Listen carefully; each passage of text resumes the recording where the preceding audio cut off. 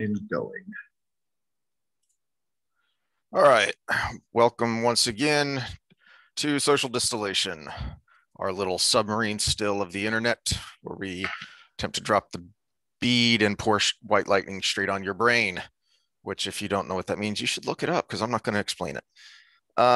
Today, we're going to get kind of nerdy and technical, and by we, I mean mostly Sam, because I have not had the patience to really dive deep into the modern postmodernism theories and critical theory and all this stuff. It gives me a migraine. So we're going to let Sam take it away, and I'll just hop in when I have questions or observations until we get to a point where I'm going to nerd out on some history stuff. All right. Well, I want to open with the fact that one of our themes going forward is we're not really trying to change anybody's political mind or social view or anything like that, because that's impossible. Because as soon as you start seeing that coming, you basically dig your heels in. What we're trying to do is point out that the tribe you've joined or that you align with probably doesn't align with those social values or those political thoughts. I don't know how many conversations I've had with people that every topic you bring up, they lean one way, but then there's a central thing that makes them vote the way they do or identify with the tribe they do. It could be something as simple as freedom of speech or abortion rights or something like that, or the fact that they're a part of a union, so they go left, even though they believe in Second Amendment rights, et cetera, et cetera, et cetera. So we're not trying to convince you of anything. We're just bringing up a bunch of stuff and letting you evaluate yourself and evaluate the way you look at your politicians and your political parties. Yeah, I have what. Yeah, there are a couple things. Just personally, one of the reasons I started to like detach and unplug from politics and political debates as much as I'd been, in my life, is several years ago. I just started to notice, I started to get to the point where I was like, I don't really care what your argument is. I just want you to have an argument. And there was no logical foundation for what people was saying. And then I started to see it more and more all over the political spectrum. I'm like, why is everyone just, shouting and feeling, and why can no one make an argument? And then I started to see, well, a lot of it is because neither side knows what the other side really thinks and really wants. And I don't want to get off on a tangent and bring up some examples there, but to your point about understanding where you really stand and whose side you're on and all that. One of the what to an outsider might seem a really odd friendship is Glenn Beck, who's super duper Christian conservative, is good friends with Penn Jillette, who's super duper libertarian atheist. Mm-hmm. Okay, and one of their interactions that a while ago made me start to go, huh, and kind of, push me more towards where I am now is, Glenn was basically saying, I don't see how we're ever going to, I don't see how you can think some of the crazy libertarian things you think, and I don't see how we're ever going to compromise or come together on these things. And Penn Jillette said, dude, by the time we get to that point where we're talking about, drug legalization, prostitution legalization, the more out there libertarian things like privatizing police, or even libertarians want to privatize military. By the time we get there, you and I will be dead and gone, because mm-hmm. we have so many more big things before we even get to that point that we actually do agree on. So don't get hung up on those things and think, well, we can't come together, we can't agree. Okay, what do you agree on? Where do you think we need to come together and address these things that we think are most important? So, okay, how do we do that? Yeah, that is a huge tangent though, because we can really dive deep. It's the reason I can't go full on libertarian, because there are situations where a more, I'm gonna probably push some people away here, more socialist approach is beneficial. And I'll bring up a popular example is the fire department. It used to be more privatized, but you would have to negotiate with them to, put the fire in your house out, negotiate the price on the spot and stuff like that. But you know what? That's probably a good government-run facility. We pay our taxes, and they come out and put the fire out. So that's a little bit of again, a tangent from where we're going today. But I'm the opposite. I was. You brought up last time we were on that you were political since you were a child, and I was very apolitical up until this last, well, basically quarantine time. And the reason being was everything was going well. We were, as a country, kind of progressing forward, and the presidency really, it mattered, but not as much as people thought because of the way our system runs. And as time went on, I went and started working 14, 16 hours a day. And I came out of that hole, kind of popped my head out like the groundhog, and all of a sudden nothing made sense. And I hate things not making sense, so I started trying to figure out why, which brings us to our topic today. Why things don't make sense is because we've got some ideologies that have made their way into the mainstream that are basically run by not making sense. And I hope we can kind of make that clear, which is really difficult. And we're going to try to not go too long. It's really difficult to not make clear because part of the ideology itself is making things unclear and making things confusing for normal people, so they kind of just follow along and don't think too deeply into it. Anything before I get into my little rant? No, I think I want to go off on my historical tangent a little bit after you kind of set it up, but before we get to critical theory, which I think is kind of the more modern twist on it. Okay, yeah, I apologize if I'm looking down a lot. I have a lot of notes because it does get very technical, and I don't want to drift too far or ramble on. So you want to do that before critical theory? Yeah. Because I'm going to try not to spend too much time on postmodernism because it's more of a tool than anything else. Yes.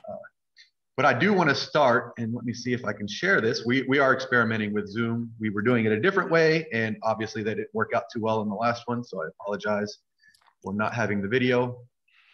But here we go. All right. Well, the big topic is social justice, systemic racism, and all that stuff. And this is where it started getting confusing because we saw this several years ago with the Trayvon Martin stuff, Michael Brown, and then with Kaepernick kneeling. And a lot of the country was divided over this for lots of good reasons because it was specifically designed to divide the country. And when we talk social justice, it's a good word. Everybody wants social justice, but it means something different than you think. And I think there's 4 kind of camps that people are in. And the first one is people who know what it means, who have actually been through the classes, the training, read the books on it, and they know what it is. They're acting on that. And this could include people who know the details and know that there's a little bit of misleading rhetoric to it, and those that are general followers and actually believe it.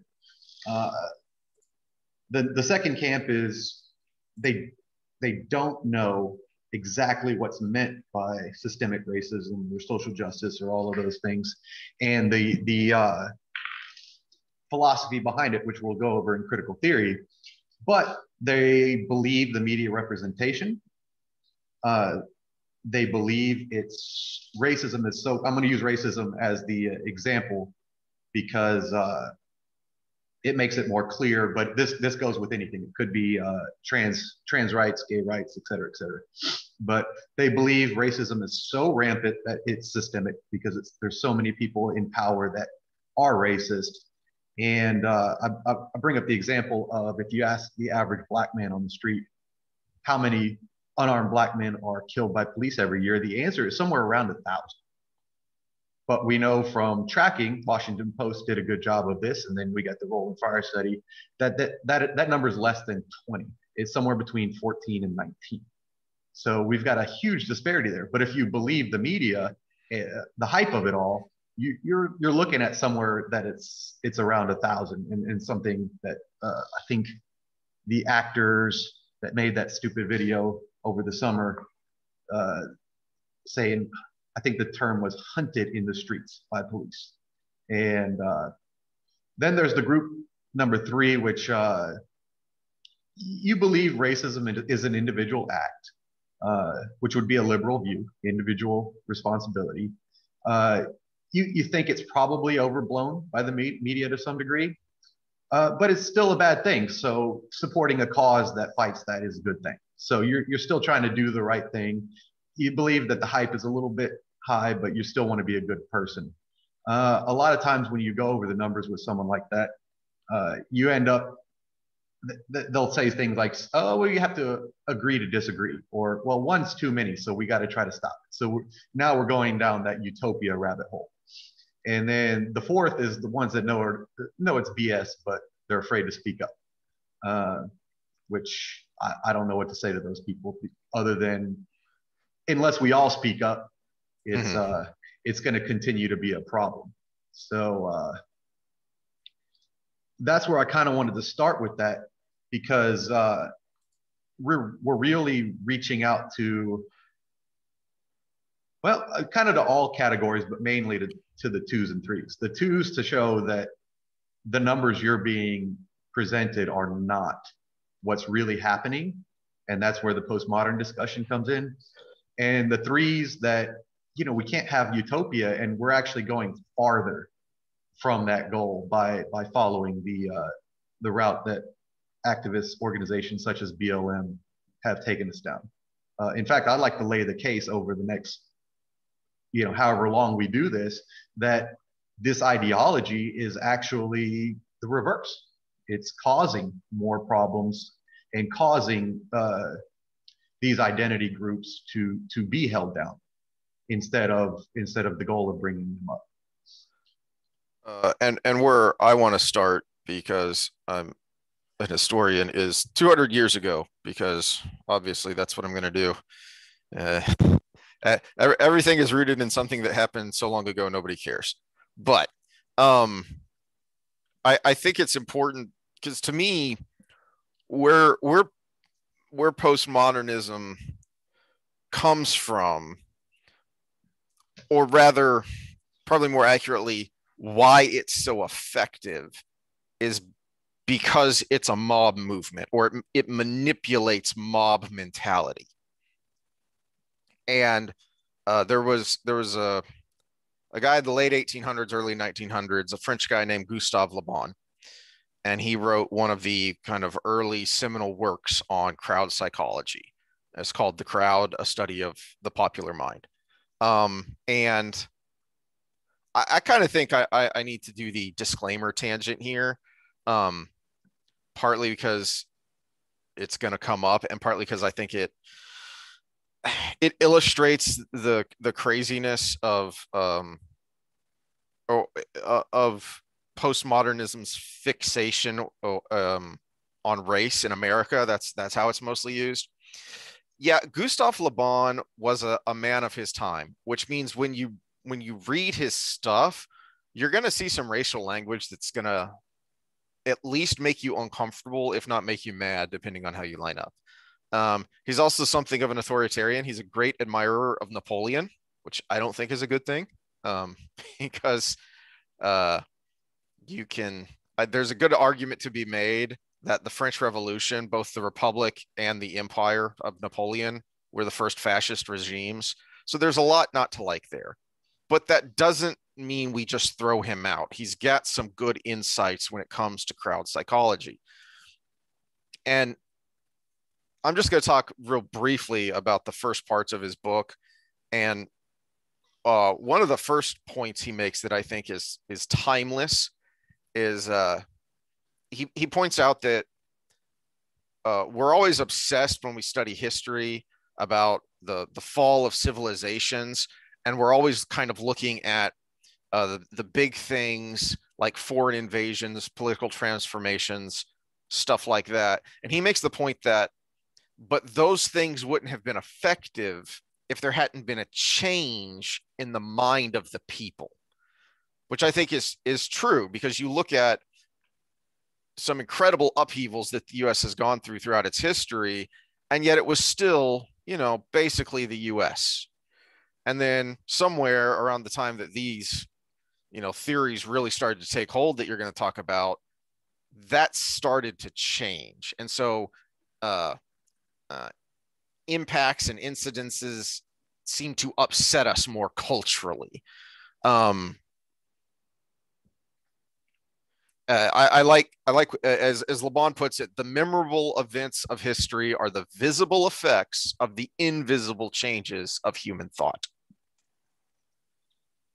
Let me define what we're talking about here, so everybody can kind of follow along, and then we'll tie it into what's actually going on now.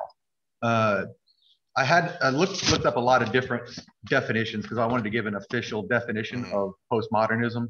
And the best one that was concise I got from Britannica. It says, in Western philosophy, a late 20th century movement characterized by broad skepticism, subjectivism, or relativism, a general suspicion of reason, and an acute sensitivity to the role of ideology in asserting and maintaining political and economic power. And there's two main things there. It's the ideology that there are no real objective truths. Everything is socially constructed. So that's a big player. And the other part is all tied to power. And who has the power determines the truth, which sounds like a lot of, hoopla, but at the same time, there is a lot of truth to that. And we can tie it to today, because everybody thinks of power and they think of the presidency, they think of Trump. But where did the power actually lay? It laid with the culture. And who controlled the culture? And a lot of that is back to our theme of the media. And Time Magazine kind of laid it all out there for us and said, look, we did it for your own good. And that's a whole. Ugh. Yeah, and that was a Le Bon's point in writing the book. He said was that from now on, he who controls the mob controls political power. You have to be able to manipulate the mob, and that's why he was an admirer of Napoleon. But also because the Republicans, that's what they were called, the French Republicans who overthrew the monarchy, they used the mob, but the mob then ended up destroying them because they couldn't control it. They couldn't direct it the way that Napoleon could. And I think that's why postmodernism has really ramped up as media has ramped up, because the ideas of postmodernism aren't exactly new, but their techniques are new and much more effective because of mass media. It is much easier to manipulate people into a crowd. So you get them into a crowd in the first place, basically because we put ourselves in crowds. We're all on social media. We're all watching the news, or were. And so we're already putting ourselves into a crowd. And so real quick, the three kind of levels or degrees of a crowd and how it becomes a mob is what he calls submergence. So basically, when you enter a crowd, you kind of sideline a lot of your own rational thought and revert to a more primitive state of mind, so that because you're becoming part of a collective, which by necessity means that everyone is kind of reverting to the lowest common denominator of the group so that the group can act as a whole. And then the next stage is what he calls contagion. Because you've done that, because you've put yourself in a group, and because that group's basically the group's intelligence as a whole has been lowered so that it can act in unison, then it's easy to take on ideas and then have those ideas just run like wildfire. He compares it to a hypnotic order, which, as we know more today, hypnosis was awesome back in the late 1800s because they thought it was just incredible. But we basically know today that you can't hypnotize someone into doing something they wouldn't ordinarily do, which I think lends credence to Le Bon's idea that 80% of the population, by the way. Yeah. 20% of the population you can. Yes. Which lends itself to the mob, because you're going to have those radicals who will then infect the mob and let that contagion run wild. And then the next phase is what he calls suggestion. So because of these steps, you are now susceptible to emotional suggestions. So as he puts it, you're no longer civilized. You're a barbarian. That is a creature acting on instinct rather than rationality. And that's how the reason I can quote Douglas Murray here now, because to bring that to modern days is said, when the barbarians are at the gate, we'll be taken over while we're trying to figure out what gender they are. Yes. Well, and the reason I go all the way back to Le Bon and this idea of crowd psychology is, I think it's, well, what you said at the beginning, it's important to actually know where you stand. Do you actually stand with these people? If you want to avoid being sucked into a crowd and becoming part of this mob, then you have to know you're susceptible to it. We have to know about that lizard part of our brain that, makes us survivors when, we're hunter gatherers, but then when you put us together in civilization, runs contrary to those ideas of being civilized. Well, let me go into critical theory, because we got to identify the number ones on my list. And if you are number 2 or 3, you'll know what they're talking about, and then you can make the decision for yourself whether you support that. So critical theory is, there's critical race theory, critical gender theory. If you want to go down that route and dig more deeply into it, go to newdiscourses.com. He writes it very academically. He says James Lindsay says it's for the regular people, but I think part of my motivation was it wasn't written very well for people who haven't spent a lot of time in academia. But I think we're gonna stick with critical race theory when we talk, just because it simplifies it, because it's very very cut and dry and very binary, and we go down a rabbit hole with terminology if we start talking about trans and feminist movements. I also think it's probably the most important in America in the current day and age. It's because race is such a hot button issue in America and has been for decades. Everybody should go read Shelby Steele's White Guilt. Yeah, well, and it's the Trojan horse for all the other ones, because we see all the stuff with trans activism right now, but it's all piggybacking on the race issue. It's a civil rights movement. Yeah. Mm-hmm. Well, no, kind of. We'll get to that, because that's why it's different now. It's because it ceased to be a civil rights movement. Mm. But let's go into critical theory. The first point is everything is in a hierarchy of oppression. So in the race specifically, you have white on top, Latino, Asian, etc., white adjacent, what they call it, in the middle, and then black on bottom. And they go back all the way to the 1619 Project and stuff like that. So all people are members of groups. They're all valued unequally. and groups with higher value in a society have privilege. So that's the term you keep hearing. So that's what is meant by privilege when you hear it nowadays. So the bad actors on the top all know what I'm talking about, and they're expecting the public to not know it, which is why we're here. Injustice goes from the top down. So you can't have injustice going from the bottom up. So when you say, oh, that's racism too, when a black person calls a white person a cracker. Well, no, you can't. It's not, because injustice only goes top down. So these are all things that the American public really doesn't know, but is what is meant when you hear these things. And this is part of the making sense, because I would hear, oh, well, such and such racist something about white people. And I was like, well, that was racist. And then I would see you fight with people online. Well, you're the racist or whatever. It's like, well, no, they don't think that. They actually believe that it can't be the other way around because of the oppression hierarchy.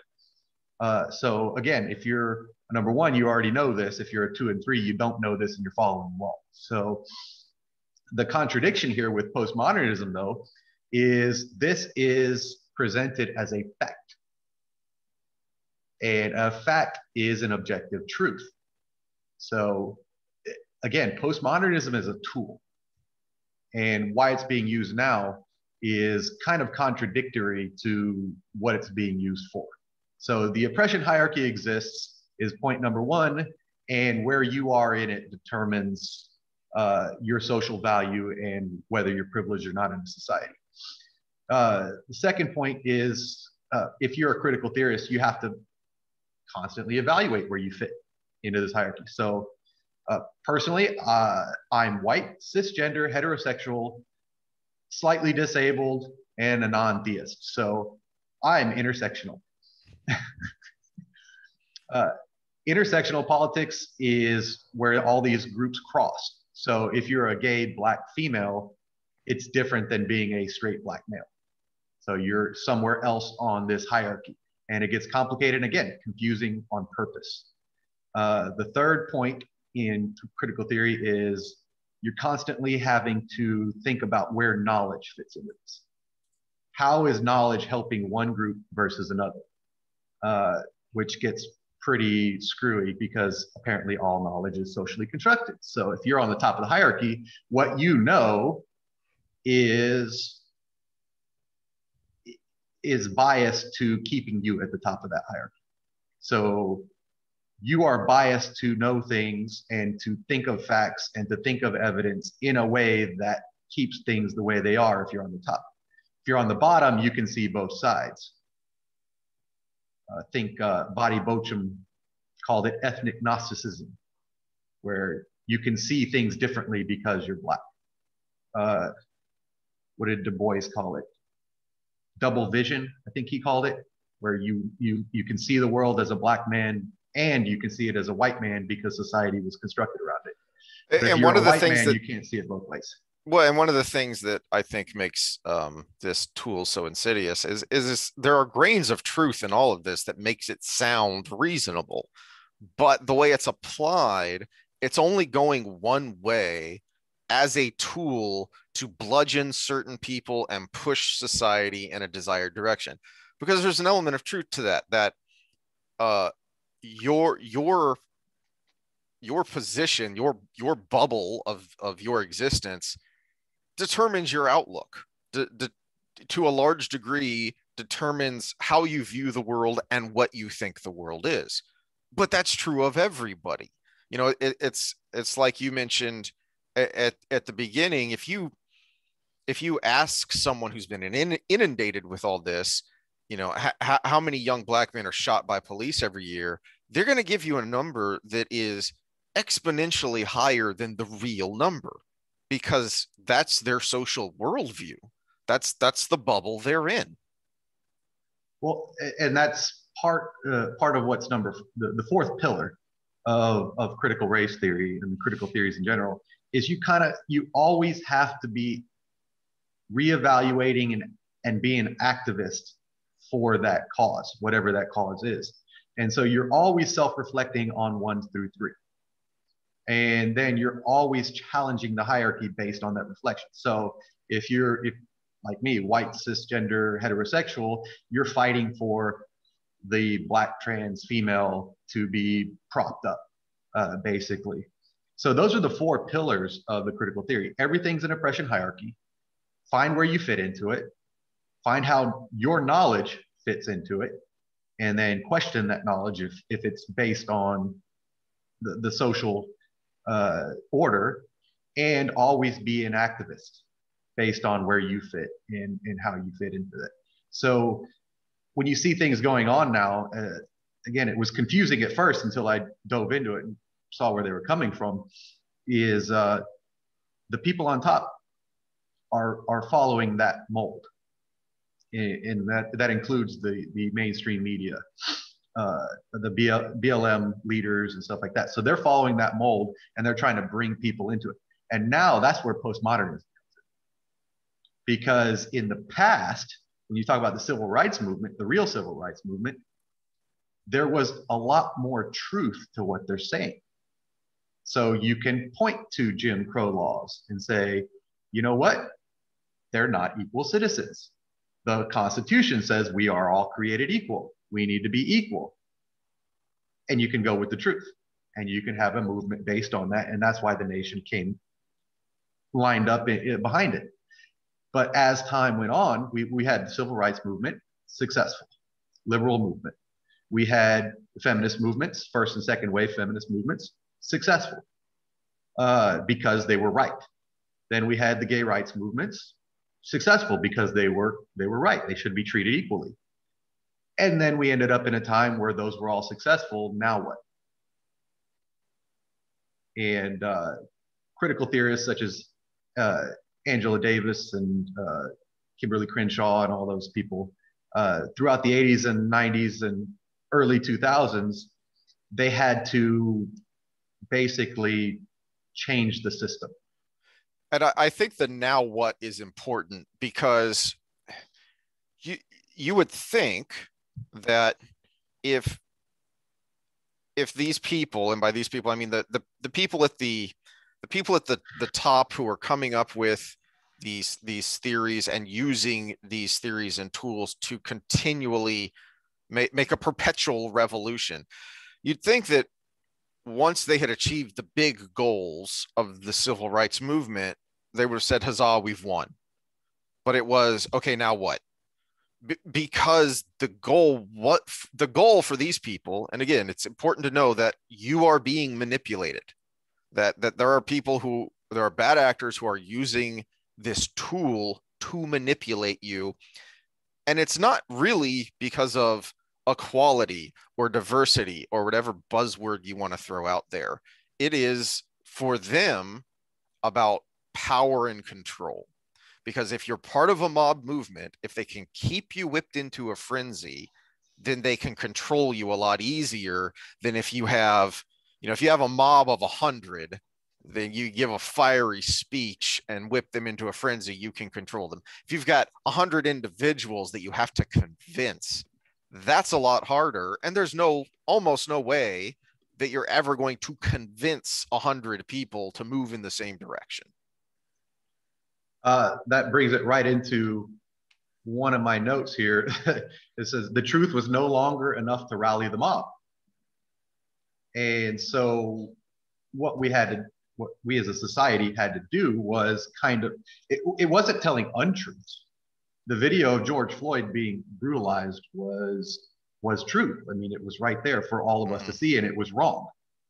But it was portrayed in a way that's an everyday occurrence.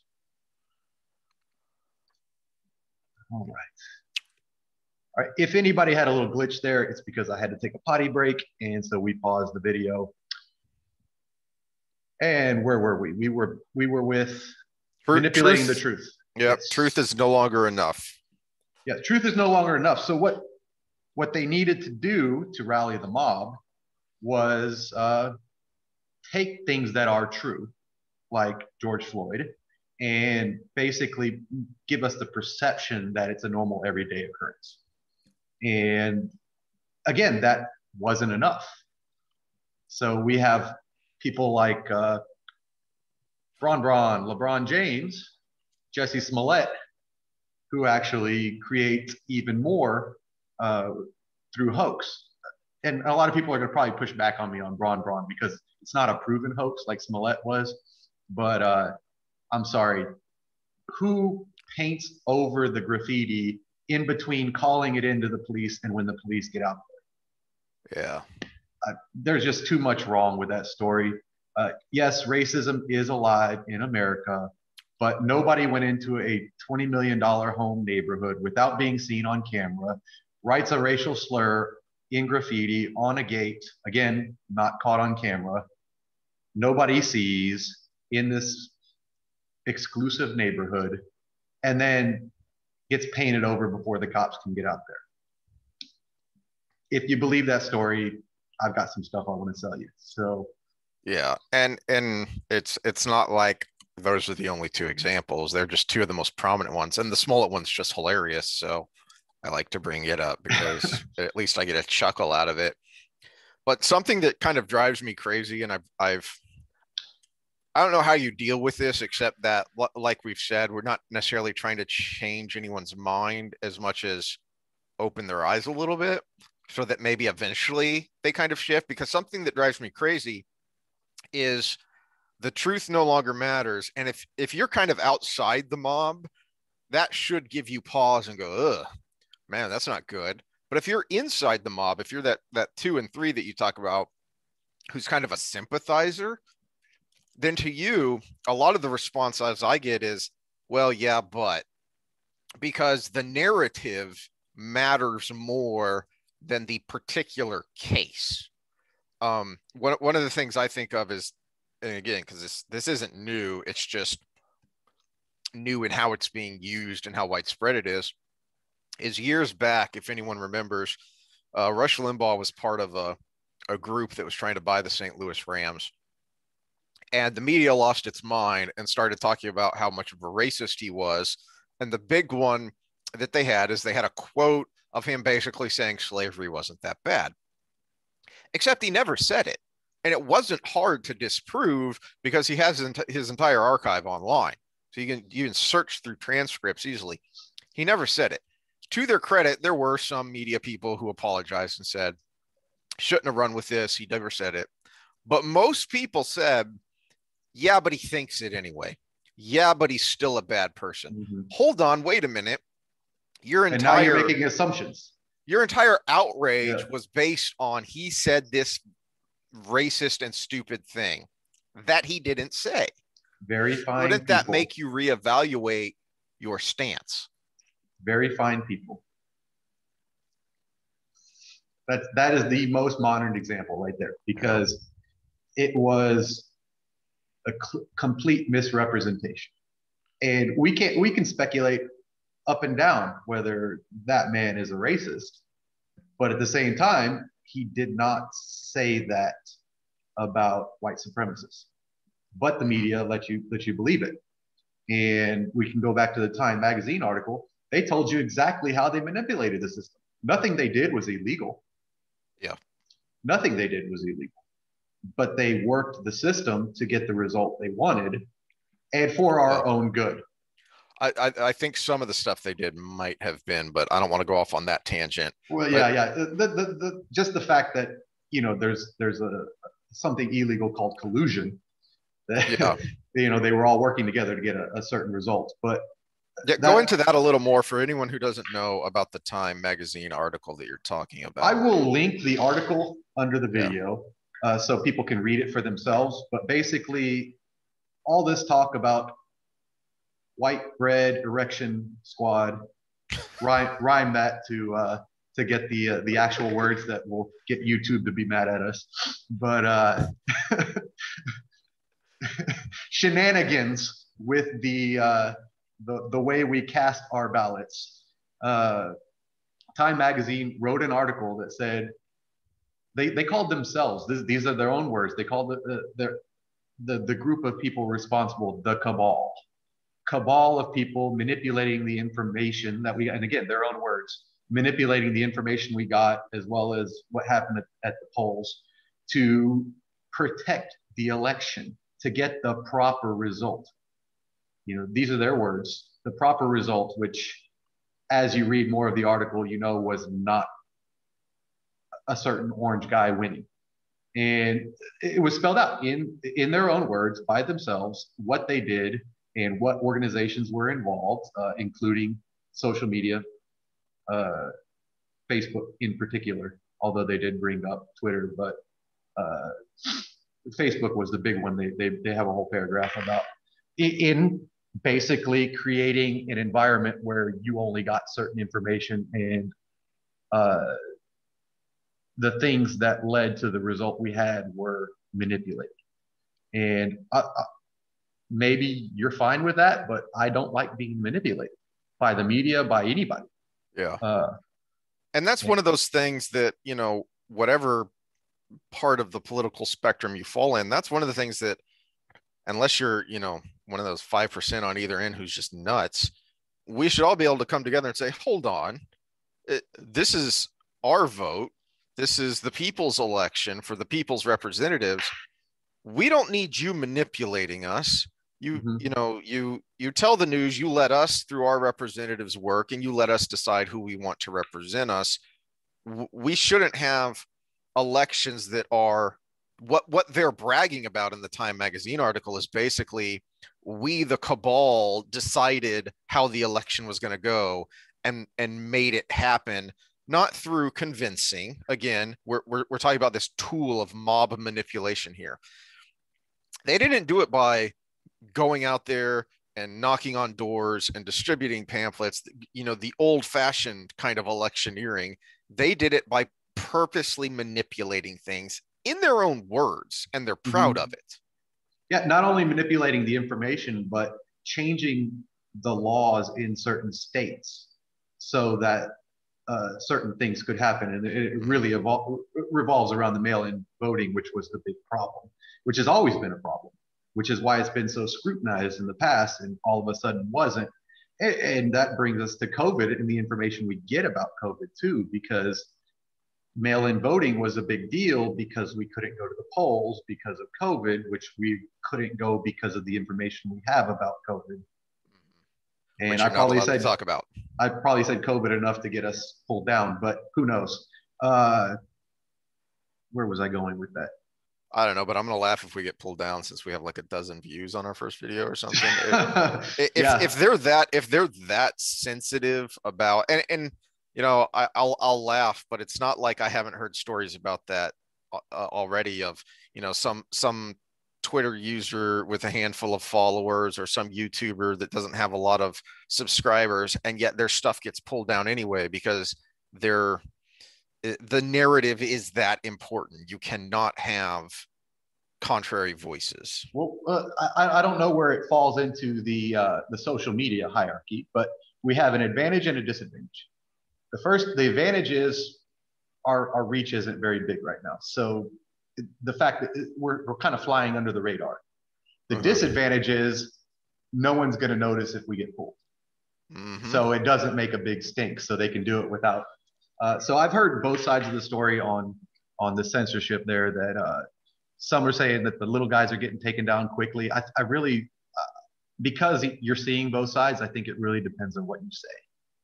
So we are being careful. So if you want a real opinion, give us a private message. But we are being careful, though we're also being truthful. We got to get back on task, though. We went on Braun. Why it's important? Why since about 2010 we're seeing a lot of this? And the first part is that the truth wasn't enough anymore. So we had to manipulate the truth. The second part is a lot of people being indoctrinated with this philosophy were in the universities back in the early 2000s and the 90s. And a lot of people wrote them off as, oh, they're just crazy college kids. When they start paying taxes, they'll understand, except that they're graduating with these useless degrees in feminist glaciology or postmodern dance or something like that. And they need jobs. And they get the jobs that they can get, which are HR departments, because all you need is a degree. It doesn't matter what it's in. You end up in an HR department somewhere, and now we've got a situation where the admin departments of, say, universities are as big as the teaching departments. So there's as many admins as there are teachers in the university, and people who want to, I'll put a side tangent here. You want to complain about the cost of college. Well, how much of your cost is going to admin versus the actual professors? And all those vice presidents of blah, blah, blah. I mean, those are all six-figure salaries. And now you go into okay, so I'm going to take this on another.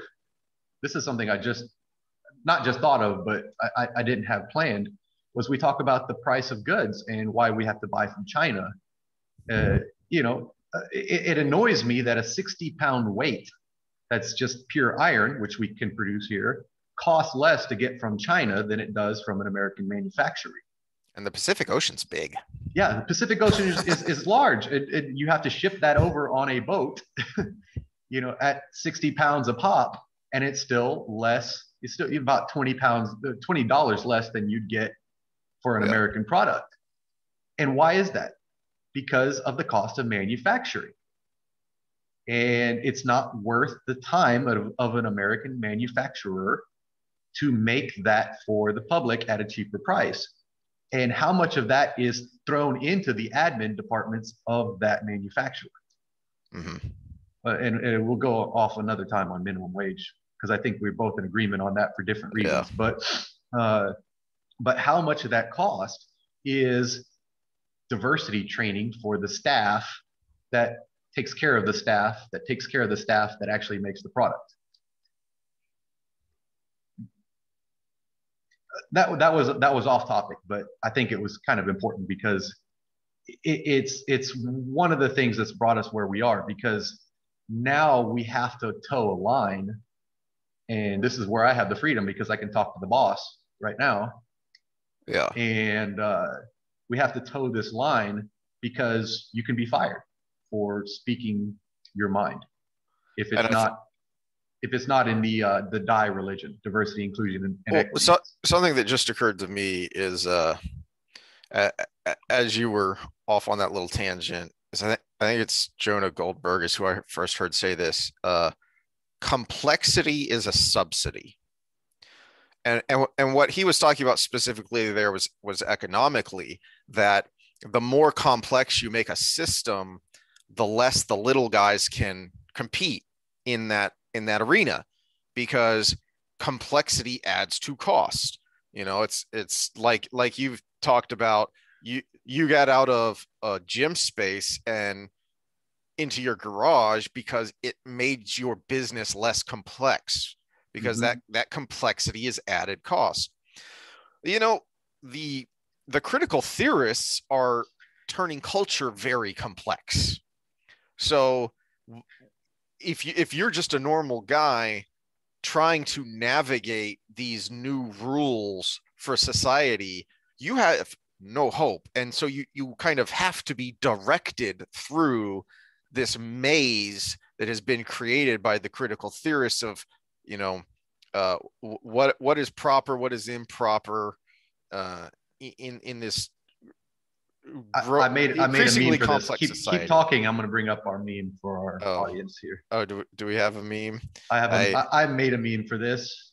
For those that saw this on my social media before, is that coming through clear? Yeah. Yeah. Yeah. This is on purpose, guys. This is on purpose. Continue. Well, no, that was the point. As I was about to say, again, it's on purpose. And if you want to know more, go look up the Frankfurt School. It's something called the Frankfurt School, which is kind of had a genesis to a lot of these things. And as you were kind of, I think, in the middle of saying before we went off on a tangent, a lot of this starts at the university level, because this is where people who believe all this stuff are indoctrinated. And then they go on either to positions of government, or they go on into positions in business that are the kind of positions where you're not actually providing a good or service. You're just... I'm going to quote a professor here. Okay. Professor Gadsad, the one of the greatest satirists of our generation, says something so stupid only an intellectual could have come up with it. And I get his point, which it makes you laugh, because I mean, basically what he's saying there is that the bubble of an intellectual is so small that they can't see outside of it, and they're very narrowly focused, so that anyone who's outside looking in goes, that is so dumb. I don't understand how you can believe that. I don't understand how you can do that. And we've kind of all done that in our own lives, where you get fixated on something and then someone else has to come along and say, why are you fixated on that? It's dumb. Stop it. And mini tangent, part of this stems from what's called the Frankfurt School, and who these guys were a bunch of Marxists from Germany who came to the U.S. I think they started in let me clarify something with that, because a lot of people are going to tune out when you say Marxist. Yeah. And there is some reason to tune out in the fact that we're not in a situation, although we probably should go this direction, where it's bourgeois versus proletariat. It's not the haves versus the have-nots, as Marx's writings were on. It's been changed to include identity politics. So it's basic Marxism, but your have-nots are certain identity groups dependent on which theory you're talking about, whether it's sexual identity or color of your skin or fill in the blank there. So it is based on Marxist policy, and it comes out of the Frankfurt School, which was, and we bring up the word fascism, which is the counter to Nazi Germany. And so it was actually started by Jewish people to be the counter to Marxist Germany, but they became so much the counter, they ended up looking in a mirror. Yeah. And one of the things that from a historical perspective drives me crazy about the Frankfurt School, and why I think it's so illustrative of the whole movement is where these guys came from. Is when I say Marxism, I mean like studiers of Marx, followers of Marx. And it's important to remember that Marx and Engels thought they were scientists. They weren't just espousing a philosophy. No, this was science. This was going to happen. That they laid out that this is the track of history and this is where it's going to go. This will happen. Well, according to Marx and Engels, the People's Revolution was supposed to happen in Western Europe because it was supposed to come from a disaffected middle and lower class who were fed up with the upper class. But it didn't. It happened in Russia, which was a land of serfs. I mean, Russia, which was practically, except for its military at the time, was practically a third world country, right? Even it was kind of part of European politics, but it was really an old style monarchy. That wasn't supposed to happen because, again, this is science. So they were certain that this is going to happen and this is how it's going to happen. And again, like the civil rights winners who then said, now what? The Frankfurt School said, well, crap, now what? Not now what, I guess our ideas are flawed and we need to evaluate them. No. Now what? Why did that happen? And how do we make sure it happens the way it's supposed to happen? What do we have to do to drive people in the direction they're supposed to go? Well, I got two places I can go with this because you brought up the word science. And one of the things that I've been really going into is how science has been corrupted by this. Yes. And we go back to where knowledge fits in the hierarchy, in the power hierarchy. And one of the movements we have is to change our perception of what is scientific fact. You hear follow the science, especially a lot with the SARS-CoV-2 stuff going on. Is follow the science. Environmentalists follow the science, but they're redefining what is science. Yes. And I know you're the history guy, but I'm going to go back to 1935 and read a quote by a Russian scientist before the Soviet Union. Our young agricultural science is actually already overtaking bourgeois science and already has surpassed it in some spheres. Comrades, you know that the task of the old science to help the bourgeois, the kulaks, and all the exploiters, the aim of our science, on the other hand, is to serve the cause of Soviet collective farm development. Of course, it is not for us to pit bourgeois scientists, but seriously, we are sorry for them simply as people. The fate of bourgeois science is not a happy one. And that was the start of a lot of starvation on in the Soviet front, which was covered up by the New York Times as saying they're hungry, but they're not starving. Yeah. Meanwhile, millions. I've heard numbers ranging anywhere from 6 to 10 million Ukrainians were purposefully starved to death. Yeah, and then just the fact that the population couldn't be fed because the kulaks were the farmers, and they had their farming practices, which they were told were not scientific, and they were put in their camps, and no food for the people, especially the people in the cities. And so we've got that kind of going on right now. And my big bold print that I had for myself was the problem with all of this postmodern philosophy going into the mainstream, is that throughout history and realistically, it's just a factual statement. And that's not factual based on power dynamics. That's just factual. Reality always wins. If it's not based on good science, eventually you're going to starve.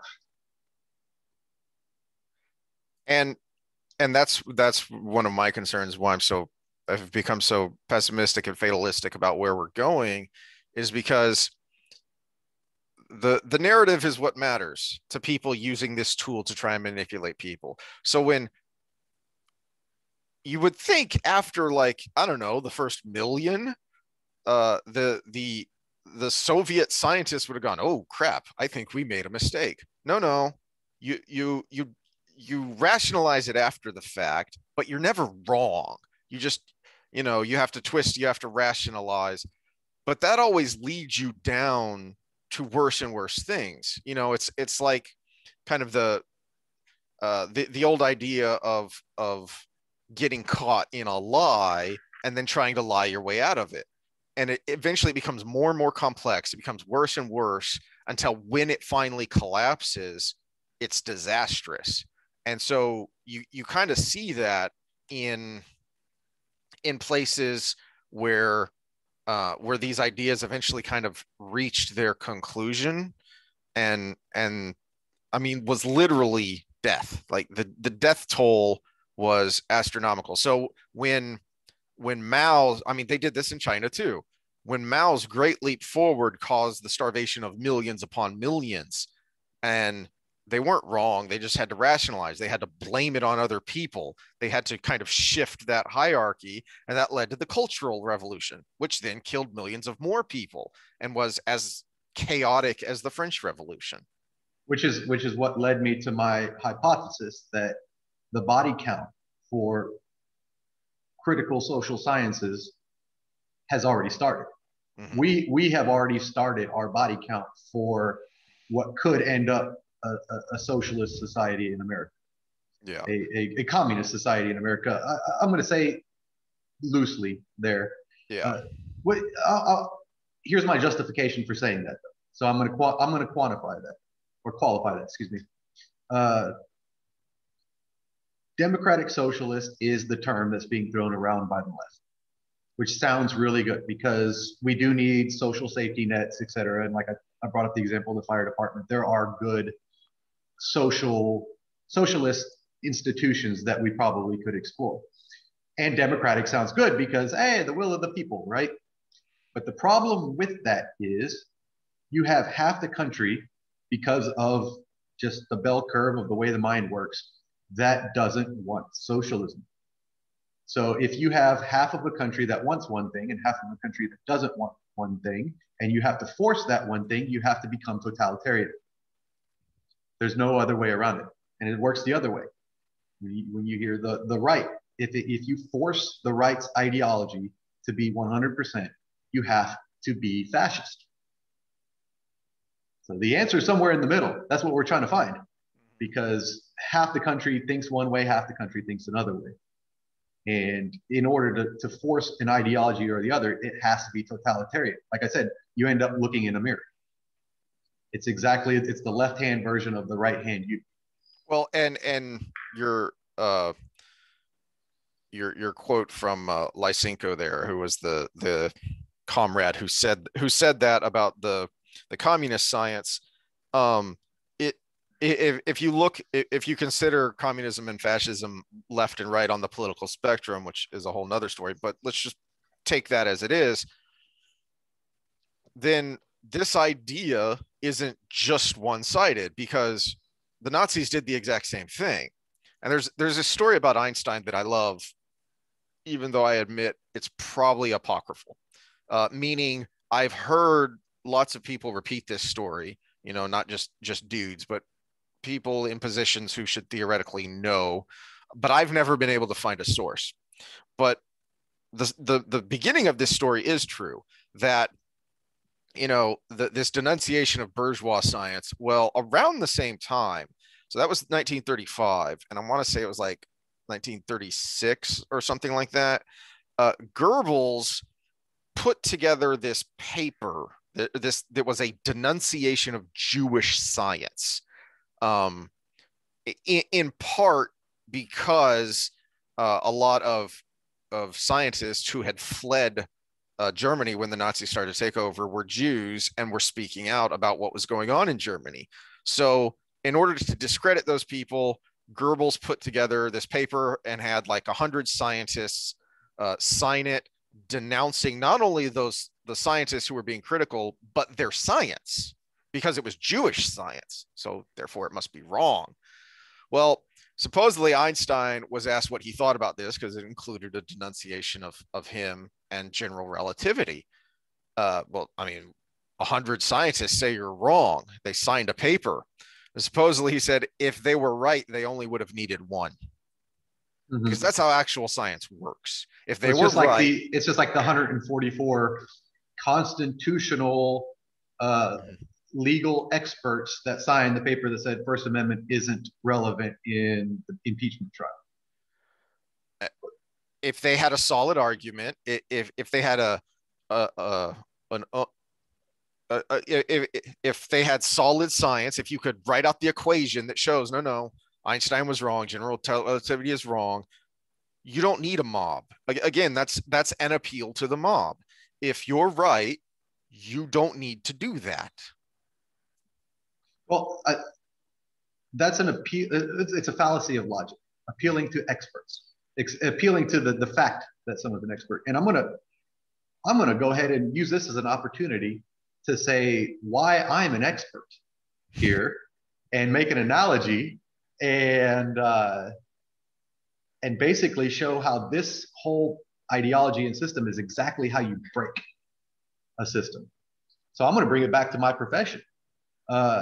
Using the margins, and I use that word on purpose, using the margins to develop your plan is exactly how you cause more problems.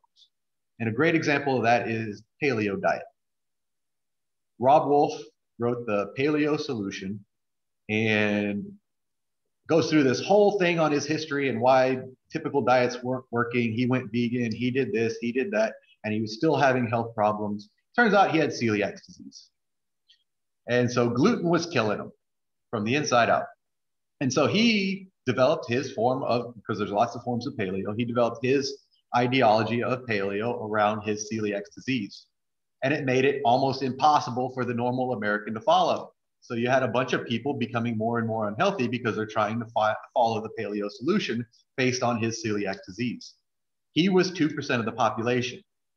And we had a giant movement based on that 2% of the population, which ended up being more unhealthy as a result because, well, companies just started making something out of rice. And it says, gluten-free, because rice doesn't have gluten. Or making it out of, soy. Soy has its problems down the road if you eat too much of it. And people were gobbling it down because they wanted to avoid the glutens, because the gluten was the demon. I'll use another example, BMI as an indicator of health. So insurance companies use BMI to do their rates and stuff like that, as well as just as a general health indicator. And the argument I keep seeing is, well, The Rock, his BMI is high, but look at him. Same for me. My BMI is almost obese, but I'm about 10% body fat, right? So it's not a good indicator. But if we look at the system as a whole, the US population, BMI is a good indicator for the whole system. I'm an exception to the rule. The Rock is an exception to the rule. And if we start basing policy based on me and The Rock, we're going to go bankrupt, because the average person with my BMI has about 25 to 30% body fat because they don't have as much muscle. And the same for The Rock. If someone's 5'10" and weighs as much as The Rock, they're going to have problems. So it is a good indicator for a system as a whole. And America, the United States of America is a giant system of lots of different things. Pick your poison. You know, ideology, body type, identity group. I'm going to use the word identity groups. It's a huge system. So we can't base policy on the system or on the margins. You base it on the system and then account for the margins. Does that make sense? I think the analogy is a good one, because when you make policy of any sort, whether it's a personal policy or government policy, a business policy, and you base it on the margins, things get nutty. I mean, you see that in government with how many times have you seen, posts or articles or whatever ever about someone who has found some ludicrous law that's on the books. Like, why is this a law? Why is it still on the books? Like, you're not allowed to walk your alligator on the sidewalk in a particular Florida city. And you got to think that's because that happened once and people freaked out. And it's like, do we really need policy based on the margins? Or with your analogy, I was ranting to you over the weekend about how I got some potato chips for the Super Bowl, and oh good, they're gluten-free, because I was worried that my potato chips might have wheat protein in them. This is how ridiculous it gets, because it's all marketing. Everybody's afraid of the glutens. Exactly. I bring it up. Yeah, everybody's afraid of the glutens. I ordered clay, modeling clay for my son for school, and it has to be different colors because they're making models of the brain with the different parts of the brain. And I get it, and it says gluten-free on the front. All these things won't dry out, blah, blah, blah, blah, gluten-free. And I was like, that's great. My kid's eating this chemically dyed earth that is not digestible and probably bad for him in so many ways. But you know what? It's gluten-free. That's awesome. I love the jumbo bag of Twizzlers that says a fat-free snack, because that's still a carryover from the fat-free craze that really got going in the 90s, where everything was low fat or no fat, and that's what mattered. If you eat a jumbo pack of Twizzlers, I don't care that there's no fat in there. There's like 20, 30 grams of sugar a serving, and you just ate like 5,000 calories. I don't care what it is. That's bad. So I don't care if your cookie's gluten-free. It's still a cookie.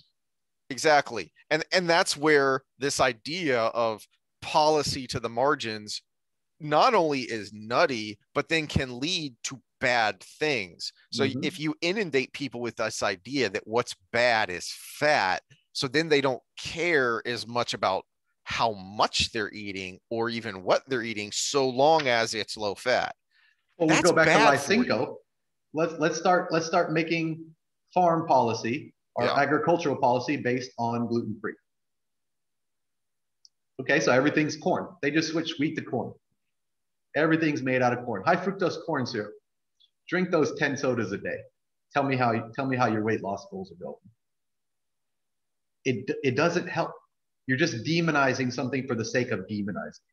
And if you, the person, are not thinking critically, if you're not recognizing that you are being manipulated using mob tactics, then you fall into those traps. If you just say, oh, gluten bad, you have to take that step back and say, why?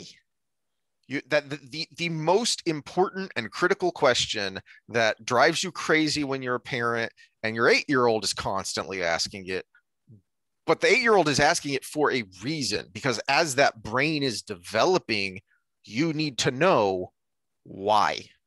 Well, and actually, we're at a critical time, and this is why I think it's very critical, because some of the freedoms, the reason I have information that I do is because I dug past the news story. So when George Floyd happened, this is my mental process. You can call me wrong, but you can't call me racist or anything like that. This was my mental process. I said, okay, I'm given this story that America is systemically racist, whether it's through Kaepernick or the news coverage around Floyd or the BLM protests, mostly peaceful protests, everything. So you know what? If the United States is systemically racist, there will be that to support. And I said, you know what? Violently racist. Let's go to violent crime. Let's look across the different identity groups on violent crime. So I went to the Department of Justice, downloaded all the data tables for violent crime, and there was no disparity going white to black. 2.5% of all violent crime committed by white people was against black people. I was like, that doesn't sound systemically racist. So then I found the police numbers, or FBI.gov, homicide numbers, and you saw the same pattern. It really wasn't a disparity going the other way. And you don't even have to bring up black on black crime or all these, I think, red herring topics. Mm-hmm. It was what crosses the lines.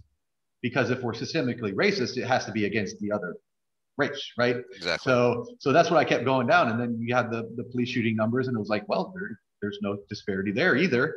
And there's some great minds that also go along this with John McWhorter, Coleman Hughes, if people want other resources, Glenn Lowry, economist, Roland Fryer. He did the giant study in 2016 and updated it 2019 to go across all parameters, traffic stops, everything on racial lines. And I kept going down these sources, and nothing matched the narrative we were given. And so I finally just ended up coming to the conclusion of, if the personal story, if the lived experience, which is the buzzword, if the lived experience isn't matching the population data, that means a lot of people are lying or are perceiving things in a certain way. And that's what got me down the critical theory rabbit hole, because it is about perception. If you believe all of the stuff they teach, you're going to see the world differently than if you actually look at what's happening and trust the world around you. And so all of that led me to motivating to do this, really, because the lived experience, the narrative that we're being given, does not match the population data. I have no idea where I was going with that.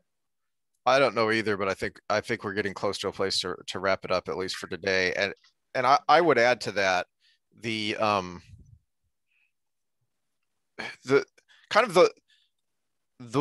one of the things that you should be always suspicious of is people who speak in absolutes. Unless you're talking about mathematical science, you should always be very suspicious of anyone, even if they claim expertise, who's speaking in absolutes. Okay. And it is that use of absolute language that is a tool for manipulating the mob. And we've been using a lot of left examples. So I'll use a right one, because I was just looking at certain things that are happening today in the news that I won't bring up, because who knows? Yeah, I don't want those triggers in my brain or in algorithms that get us pulled down. But one of the problems and one of the valid criticisms of Donald Trump when it came to what was his incendiary language. One of the reasons his language was so incendiary is because he almost always spoke in absolutes. You almost just spoke in an absolute. I know. Part of that is his style. He is a bombastic BSer salesman. And anyone who knows that type of person or who's ever had an annoying, uncomfortable experience trying to buy a car, you know who that guy is. So that's how he talks. Well, that's a problem when you're the president of the United States. So it's one thing to say, I have seen this evidence that leads me to believe, I strongly believe that this thing happened, versus this is the worst thing that's ever happened. This is absolutely this way. I was absolutely robbed. I absolutely won in a landslide. That's incendiary language, because anyone who's getting sucked in is going to think that, yeah, this is the worst thing ever. Oh my gosh, if this is so terrible, then we need to act. Mm-hmm. You have to. It's how it's being used against us too. And this is the difference in strategy with the left and the right. Is the right tends to hold on to things, whether they're good or bad, and the left tends to weaponize things, whether they're good or bad, and that binary language assists with that. So yes. I don't agree in systemic racism. Oh, you're racist? No, I just defined what we, about 45 minutes ago, defined what it means to be systemically racist, and most people aren't in agreement with that. But at the same time, it's being used against them. You don't believe in this, you're racist. Mm-hmm. You think they should stand up for the national anthem, you're racist. You think that this diversity, equity, and inclusion training shouldn't be in your corporate, in your workplace, you're racist. And nobody wants to be racist. That's actually a telling sign of how good our society has been gotten, is how useful calling someone a racist is, because no one wants to be. No one, it's such a horrible thing in our society. If it wasn't a horrible thing, it wouldn't matter to call somebody that. I remember where I was going with my rant on population data. This is why it's a pivotal time, is because we have access to that data. We have the Freedom of Information Act. The Department of Justice has to have that. Yeah. Out there. The CDC, you have to dig through a lot of editorial to get there, but you have the data for COVID. You have the data for everything.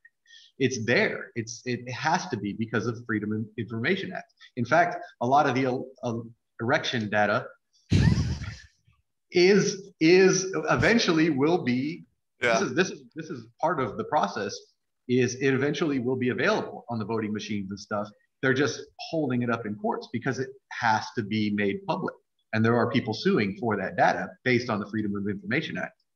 But in trying to make sure we don't have that could change. And the fact that one side holds the Senate, the Congress, the executive, it's really up to the judiciary at this point to keep that from changing. And so as long as we have a voice, we have to use it. And as long as that data is available, people like us have to keep going to it to make sure that the narrative is basically fact checked for real. Yes. So that's why it was important. That's where I was going with where I went, because I wouldn't know all this stuff if the data wasn't publicly available. Right. And to that point, I would add, and this is why I think we're kind of teetering on an edge, because the data is available, but not everyone is either an expert in the field or an expert at finding and reading data. So you do need people you can trust who will bring out those sources and explain them in layman's terms. Well, it doesn't matter if the data is there if nobody can talk about it. And so I'm going to have to go here in just a second. So we're going to have to end this one here. Yeah. So in conclusion, ask why and be skeptical. Yeah. Start asking questions. That was the main theme, I think, here. Yeah. Go back, listen to the definitions again, figure out where you are in that 4-point, that what we opened up with, which camp you're in. Yep. And then just start asking questions and see if that changes. And we'll do more of that next time with some more specific examples as we continue this same topic. Yeah, and we'll pick back up with experts. What makes you an expert? Because I think that's huge here, because follow the experts is a misleading term as well. All right. Good place to stop. Talk to you later, man. Bye.